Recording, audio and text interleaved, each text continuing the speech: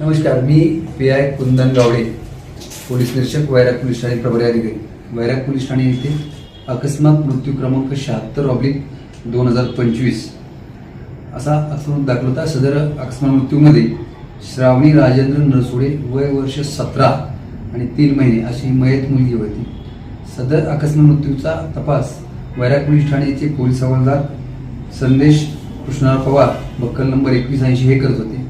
सदर हा तपास ते करत असताना त्यामध्ये मयत मुलगी ही बार्शी येथे शिक्षण घेत असताना तिच्या एका मित्राबरोबर एक मैत्रीपूर्ण संबंध झाले होते. आणि हे तपासामध्ये ज्यावेळेस पोलीस हवालदार संदेश पवार निष्पन्न झाले त्यावेळेस त्यांनी इत्थंभूत तपास करून तिचे कॉल डिटेल्स तांत्रिक प्राप्त करून त्या अनुषंगाने तिचे मित्र मैत्रिणी यांच्याकडे तपास केला.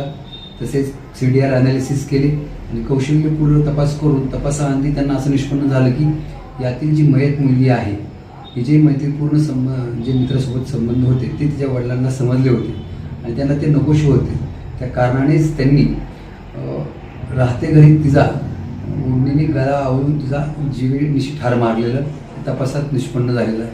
सर्वप्रथम त्यांनी सदर मुलगी ही झटका आली, त्यानंतर ती धाराशिव हॉस्पिटलला नेलं आणि त्याच्यामुळेच ती मयत झाली असा एक बनाव केला होता.